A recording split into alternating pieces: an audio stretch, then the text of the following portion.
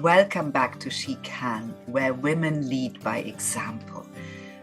We are telling all the women's stories, all the different stories that need to be told because it's easier to be what you can see. And I am very excited to talk to Aneta Grabiec today. Aneta, welcome to She Can. You are an award-winning author, a wellness educator, and expert. You're a psychologist, a nutritional therapist, a hormonal well-being expert. You wrote 2 award-winning books, Shortcut to Your Fertility and How to Be Good Enough. You're a public speaker, you authored many well-being programs and articles, and you work with individuals and groups about their emotional, physical well-being and fertility. So tell us a bit more about this journey that you're on, how you became a wellness expert and educator with a focus on fertility. First of all, thank you so much for having me, and I feel humble and privileged because I've been following the work of She Can, and there's been so many amazing leaders, speakers, and motivators. So I just feel very privileged to be also invited and have a conversation. How my journey started, I think it's fair to say, and I like to be authentic whenever I speak on the stage or work with my clients or even writing the books, that it all started with my personal health challenges. I've had a debilitating condition called endometriosis. It's an autoimmune condition that affects not only your reproductive health, but also your overall well-being. And what it meant to me that in my early 20s, every month, 3 or 4 days a month, I literally stayed in bed. I would vomit, I would faint, I would have debilitating stomach cramps and heavy bleeds. And I felt embarrassed about it. I felt it was my fault. At first, I wasn't diagnosed. I was told by medical system, you're a woman, this is what's going to happen. And I was trying to go with it, taking very strong painkillers. And then I was told, oh, I've got stage 4 endometriosis. My only option is a surgery. And at that point, I can't say I hated, but I really had a phobia towards hospital or anything medical. So I decided I'm going to study and understand what this condition really means. So I studied psychology because it affected me a lot. I also had a lot of ups and downs, and it was told it is due to your PMS. But it wasn't just the PMS. I just wasn't secure and sure about myself and what I want to do in life. And then I was always being held back every month. And somehow I got into understanding that my environment and my nutrition contributes to my condition. Because a part of endometriosis, I also developed eczema on my hands. That was red, itching, inflamed hands. Very uncomfortable. And I actually used to wear white gloves at work. So you can imagine how many jokes I got that I was in Michael Jackson. It was just so many uncomfortable things around it. And also when I was publicly speaking with those white gloves. So I knew I need to do something because it affected me so much. So I need to change my life, my lifestyle, nutrition, anything. And if this works, I promise I'll be helping others. So I've changed my nutrition a lot. I've worked on my mindset. And believe it or not, I had no surgery. If you look at my hands, my skin is beautiful. And I haven't been taking any painkillers, nor haven't had a surgery for endometriosis for over 15 years. And that made me understand that reproductive health is the extension of our overall well-being. Yeah. I, by incident, started working with couples who had to go through IVF. As you're probably aware, IVF is in vitro procedure that helps couple women to get pregnant. And it's a very common, I would say, unfortunately, very common procedure these days because every 30%, worldwide statistic, so that means every third female or couple struggle to conceive. We don't know about it because people don't talk about it, but it means every third woman faces miscarriage or has been trying to conceive for over 2 years and more. And I feel this statistic is shocking. Yeah. I think it's shocking. And personally, I think this is only going to get worse because it's not just about the females. I know we all now older when we're making a decision about becoming parents because it takes longer. We got more, I wouldn't like to say independence as women, but we get education, we get the jobs, and by the time we established, by the time we kind of know what we want from life, when we got the clarity, then when we meet the partner that could be the father of our children, turns out our eggs are too old, our body no longer is interested in reproduction. Same for the sperm. So that's very sad. But also I feel the environment and the fact we work long hours and most of the food we consume is processed. It's not helping us as well. I also think how we feed our mind with social media and how we compare ourselves to others is not helping us on our journeys as well. And if you ask about my journey, so I already told you about my personal health, but also I always had this dream that one day I will write a book. One day. I was a nerd, I loved reading. I've always read everything from the local libraries. So I was like, one day I will write the book. My 20s gone, no book written. My 30s gone, no book written. I'm approaching 40, COVID times, and I'm saying, holy cow, Aneta, now or never. I lived in England at the time of COVID and everyone was practicing yoga online or baking sourdough bread. I wonder what people were doing during COVID where you are.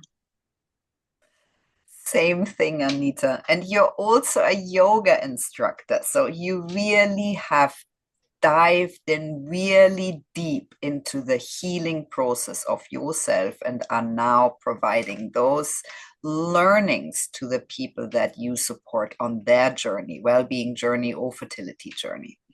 Yeah, so it's yoga, it's nutrition, but for me, I think the most important aspect here is that dreaming it from one day to doing it now. And that's the story of my book, that I started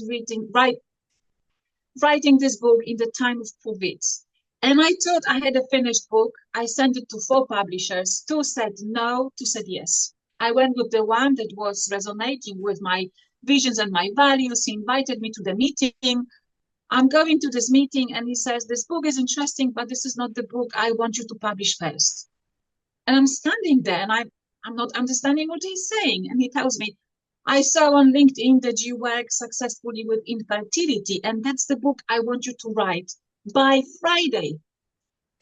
And I was overwhelmed and I had all the panic attack symptoms, sweaty palms, and my heart was racing and I felt I was going to faint. But something inside me said yes. You know, Richard Branson once said, and I think I read it in my 20s, say yes and panic and prepare yourself later. And I don't know how I said yes. And this is my voice to other women.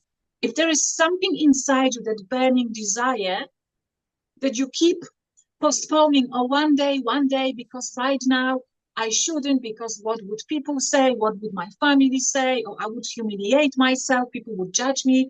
But you're still feeling that pain inside, that hunger. I need it. I must do it. I must at least try it. Go for it.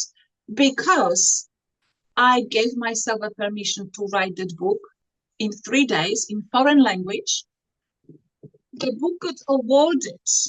And the book is using worldwide to help people not just to get pregnant, because reproductive health is not just about our interest or ability to conceive, but it's everything that's going on for us. It's the thyroid health, it's your waistline, it's your metabolism, it's your sleep, it's your autoimmune condition, it's PCOS, it's diabetes, it's the blood sugar, it's our mental health, emotional resilience, it's our physical well-being. It's our professional performance and personal relationship. That's why I'm such a strong advocate to female well-being and the awareness of the hormones. And I believe it's the body, the mind, yoga helps, good nutrition helps, supplements some, not too many, because now every guru on Instagram tells us what we should take and not. And I think there's just too many cooks. I also believe mindset. I believe mindset is the strongest form of our engine, power, motivation, and promoter of well-being. And just for your curiosity, the book I went to the publisher with was the book How to Be Good Enough. He also published this book for me. And if I tell you, this book received a letter of acknowledgement from the King of England, from me, Amazing. I wouldn't believe. And I'm not saying this just to brag. I'm saying this that if this was possible to me, it's possible to any woman, anyone who has a dream and vision. And my vision is to show everyone through my story that we're good enough to really go for something that inspires us, something that gives us motivation, something that this inner voice that tells us to keep going, exploring. Because very often when I work with people, women, I mostly work with women, it turns out that this voice that they were trying to dim, that they didn't give the light because they were worried, what would others say? Will I humiliate myself? Will I be judged?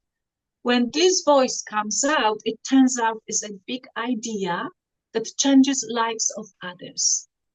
And that's, I think, it's my biggest mission and vision for women, because we like to put ourselves down and keep ourselves small.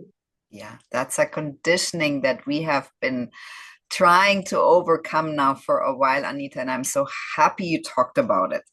It's very clear what matters to you, Aneta, and how you want to matter in the world. Give us some top tips for our listeners, mainly our women, on how can we achieve this homeostasis, the state of mind, physical and emotional, where we feel really well in ourselves. What would your top tips be? I would start with the physical well-being because that's the easiest. That's the easiest. The mind game will come later, but start from the physical well-being. So what makes me feel optimal? Coming back to the time in life, or maybe it's now. I'm saying it's now because I'm in my mid-40s and I feel the best I've ever felt in my physical body. Although I'm going through perimenopause, I've managed to manage my symptoms. So I feel the best I've ever felt physically. I'm an advanced snowboarder and I snowboard at least 4 times a year. And you appreciate that winter sports take a lot of energy. So I'm just saying this, that regardless of current biological age, we can always get onto the point of this optimal well-being, physical and mindset. So I would say finding a lifestyle that serves you, not the other way around. You don't have to slave and at 4 a.m. waking up, going to the gym or running. I don't support that. I literally believe sleep is number one healer. So counting 8 hours back from the hour you need to wake up. So if you need to wake up at 6 because of your life commitment work, count 8 hours back, which is 10 p.m. And I would suggest you in bed at 10 p.m., but not to watch a scary movie, but maybe just calming down. So maybe just dim light, maybe some podcast, or maybe reading a book, or maybe altogether going to sleep. So you know for yourself, where is the best sleep zone, as I say. You figure out, some people are really night owls, some people are early birds. So some people function better when they go to bed much earlier, and some when they wake up. And if you wake up after 6 hours, that's okay, but you've had the 6 hours of sleep. You've got still 2 more hours if you wake up earlier, and you can relax in bed rather than waiting for your alarm clock and then rushing and running, because then the cortisol is high, our body doesn't like it. So number one would be figuring out your sleep and managing your sleep routine. Number 2 will be eating. And again, I'm against the diets. I'm against any keto, any proteins, any no carbs. I'm against all of this. There's one thing I praise and I share: eat like your grandmother would eat. And what does it mean? The least processed as possible. So ideally, from field to fork. I know none of us can have a full-time job as a gardener and farmer and harvester and baking sourdough bread every day. No, it's not possible, but just as much as we can, buying simple foods, preparing it. And then if we buy something packaged, looking at the back and how many ingredients I see and how many I can pronounce. Because if there is a lot of ingredients I can't pronounce, that means this is no food anymore, but it's the food substance. Mm. So thinking of that, then I would think how to support myself with some supplements or gentle herbs, because for most of us living in Northern Hemisphere, it's the science-based fact that we need vitamin D, not just as it was stated before from October to March, but since COVID, to boost our immune system, we need vitamin D. So I would probably suggest to take vitamin D about 8-10 months a year, and then making sure we've got exposure to the sun every day, or at least daylight for 10-15 minutes every day. And consuming reasonable food, which is healthy fat, which is a lot of fiber, green veg, which is starches, which is proteins, which is avoiding processed sugar. That's just the common sense diet approach. Movement is very important, but I'll be talking from the experience of being a mature woman, and also from the experience of my clients, that we've got this idea that the more we move, the more we sweat, the better and healthier our body. And that's not just the case. So cardio is not so much any longer a thing to go. Weight lifting, it's beautiful, not just for the shaping your body, not just for boosting your metabolism, but for balancing your hormones, because your estrogen is dropping. And then weights promote muscles. Fat turns into muscles. Muscles boost your estrogen. Our hormones, they love to be like in a choir, in the harmony. So if any of them is out of tune, everything else goes and it's messed up. So I suggest to everyone walking, gentle exercise, maybe yoga, maybe Pilates, maybe swim if you like, and trying weights. I really advocate for weights, because I see when I look at the hormonal profile of my clients, and I know how I feel myself when I do weights, for my mind and for my body. It just feels amazing. Then moving higher, mindset. Because mindset helps us with the relationship with God, with ourselves, and the relationship with others. It's a very easy game to blame I'm a victim when someone says something and I'm feeling, oh, they said something rude or nasty, or they want to trigger us. It sometimes might be the case, but we are in the age, hopefully maturity and wisdom and experience of life, that we know we can always detach from someone else's energy or reaction or what's going on for them. We're not here to save them. We're not here to tell them what to do. We're here to be responsible how we take their behavior and response. Because very likely, ideally for us, we want to stay in our center as much as possible, whether it's kids, it's aging parents that we need to take care of, it's our partner, it's our spouse, it's our colleagues, it's whoever on the street, if you live in busy cities. If every time you will be affected by people around you, you could never enjoy your life and yourself. So I always said, think of yourself, what I need to feel grounded and centered. I can see and observe the others, and it's okay to have not such okay day and moment. We all get it, but not allowing it to ruin our mood, our energy, and our day. So that's very important to always cultivate that inner peace and checking in with yourself. How am I doing? Has this person, has they comment, or has this conversation affected me negatively? If it has, what can I do to build myself up?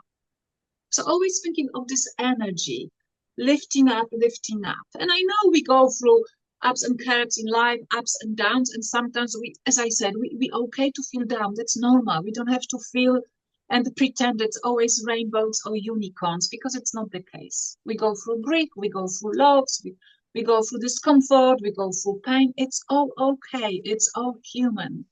But just working that we're not allowing ourselves to get into this victim mode, because it's very easy to stay there and it's very easy to promote this thinking. And as you know, one thing goes to another, and then we just becoming miserable Christmas Grinch. We don't want that. And then No. I think of our thoughts, because our thoughts become our words. Our words become our actions. Our actions become our behavior, and that creates our life. And it's very easy to get set in certain patterns. So when I work with clients, we always question, what is this muscle? I always make this joke. Brain is a muscle, organ muscle, equally like it's my liver or my calf. And I don't always listen to my calf or my liver. So why would I always listen to my brain?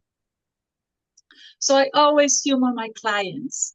Whatever you hear here, ask yourself, is it true? Is it necessary? Do I have to listen to this? Because very often we submit so much to those thoughts that we think we are them. We're not our thoughts.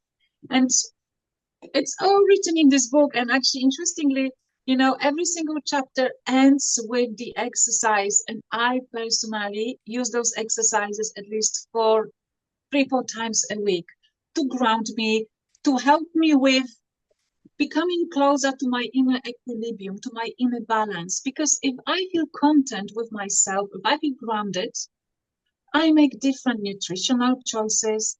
I have different relationships in my life. I have different conversations, and I have different quality and outlook on my day.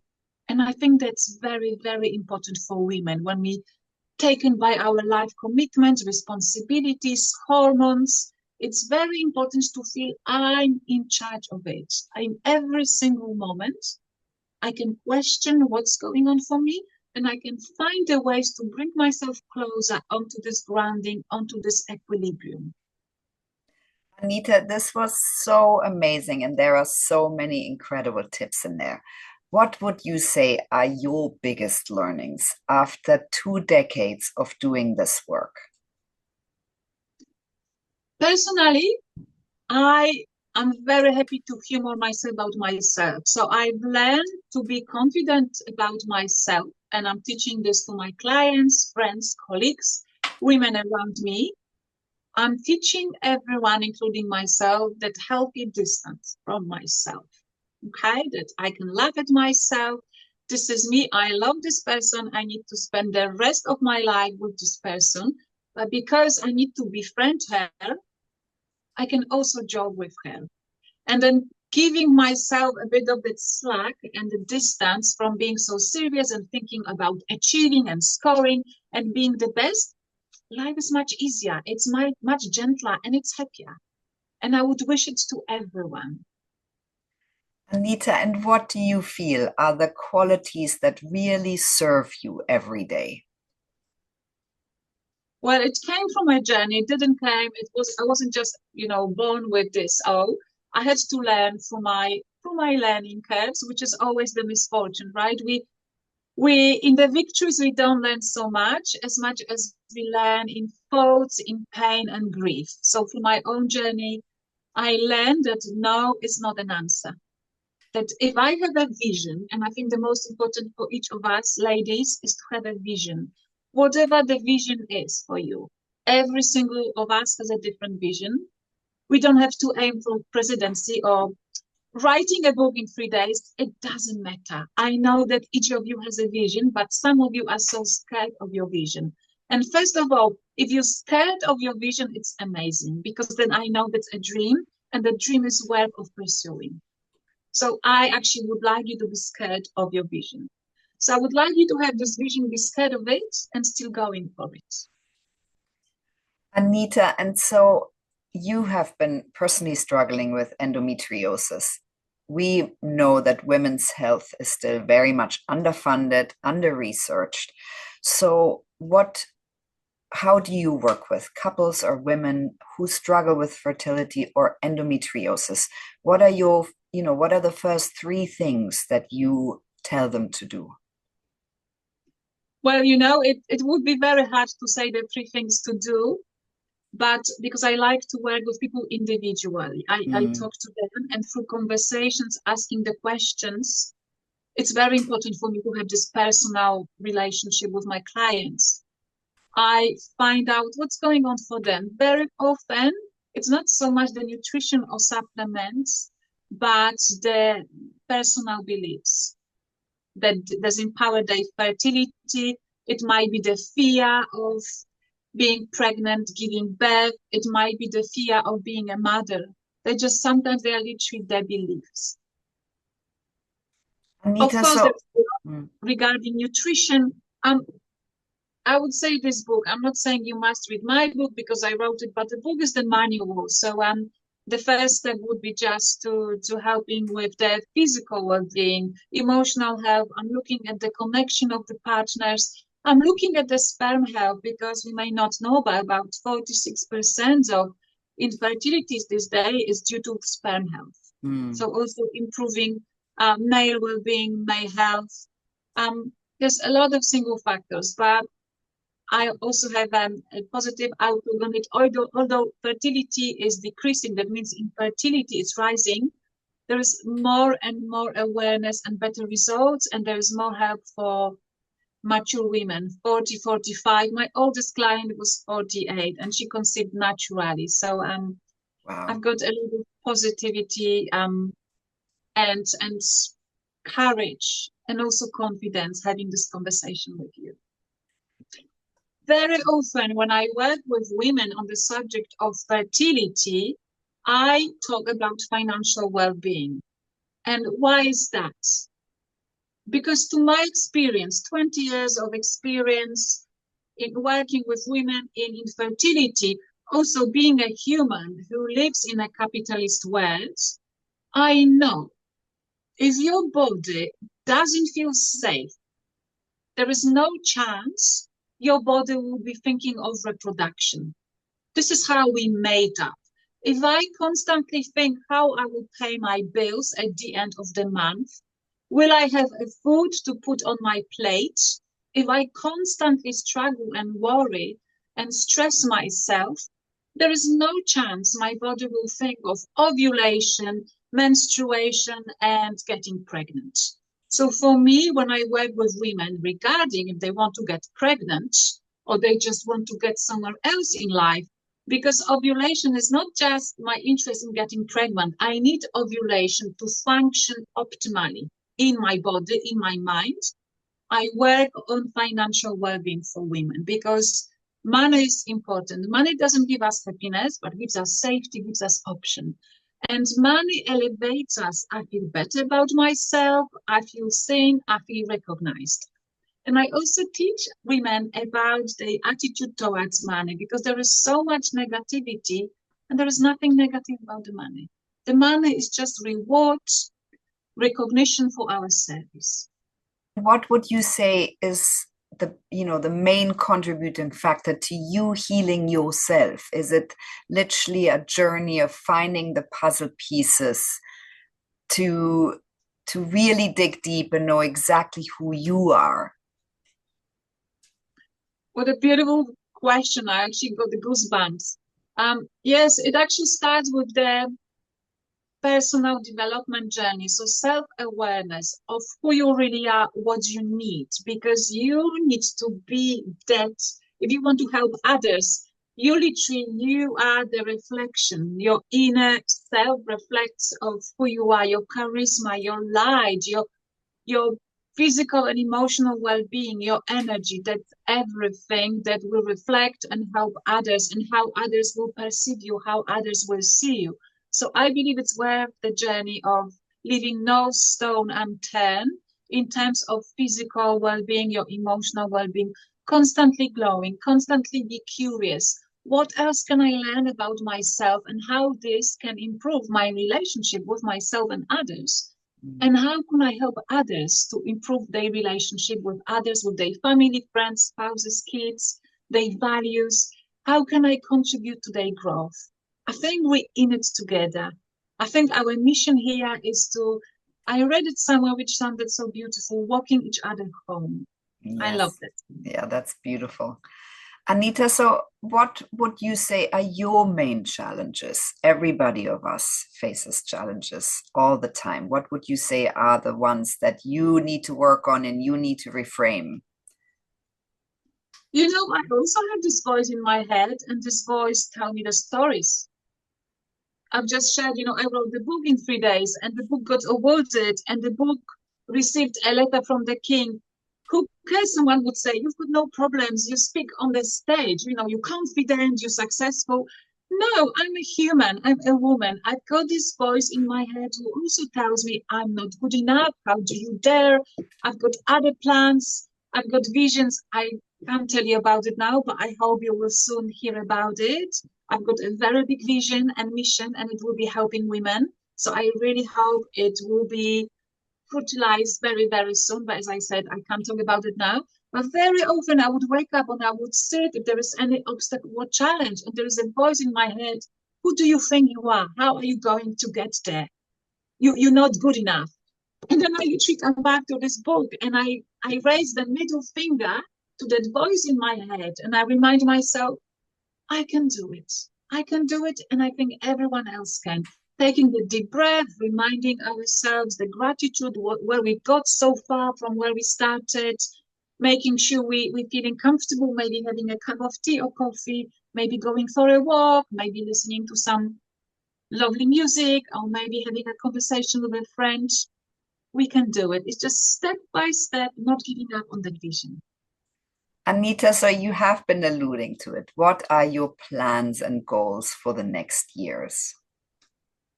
As I said, I've got a big plan for women and for ladies that I don't want to talk about because I'm not allowed to. There is more public speaking. There is a hormonal wellbeing program for women. Personally, I'm moving to Spain, which I'm very excited about because I love speaking Spanish and I love living under the sun and I love simple life. And I already offer a lot of retreats. And because I love snow and snowboarding, you would joke that's why I'm moving to Spain. I already offer ski, yoga, and well-being retreats for women.